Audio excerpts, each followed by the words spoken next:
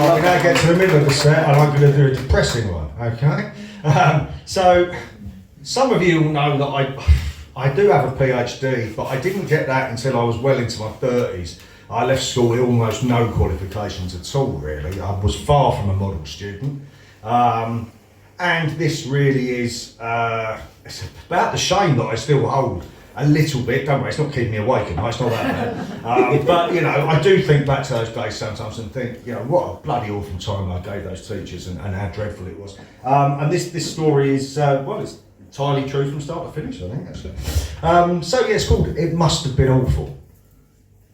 It must have been awful, you just trying to do your job, to impart some knowledge, to arm us for the war of life, putting your training into action, to pay your bills and to educate.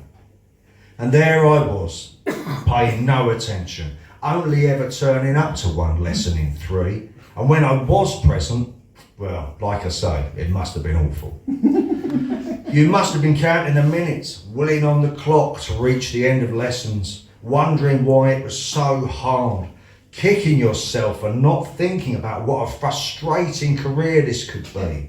It must have been awful, chatting through class, whizzing around on wheeled chairs, organising races, screwed up paper chucked, rude messages chalked on the rear of the revolving blackboard to be revealed mid-lesson. Constant disruption, no respect for you or your subject, what you had to offer. Once I let off a fire extinguisher in class and you looked like you'd burst. At the end of your tether, shaking, you stormed off to find the headmaster and you were gone for ages. You came back alone, you'd obviously been crying, and even back then I thought that was too much, that I'd gone too far. It must have been awful. You were a nice woman, really, encouraging despite it all, but timid and not cut out for dealing with me and my mates. Acting like baboons. It must have been awful. Kids are selfish in the main. Of course, some adults are too, but kids, well, they're like a different species. Shit-flinging monkeys. Cheeky doesn't even begin to cover it. It must have been awful. Don't get me wrong, they were way worse than me. I wasn't a bully, the opposite in fact. I didn't throw stuff at the teachers or shank my peers in the playground. I wasn't feral, but still, it must have been awful.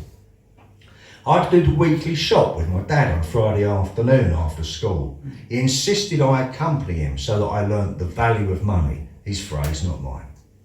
I didn't mind really, but it was the supermarket that you used too at the end of the working week.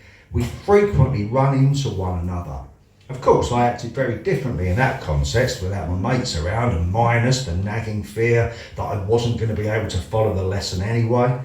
I could never concentrate and I was always behind.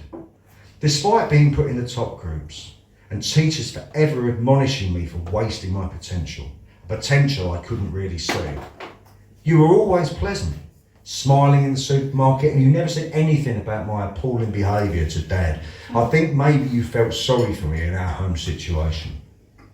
As I got older, the guilt pangs would get me. I was, and I still am, ashamed of the way I behaved in your class.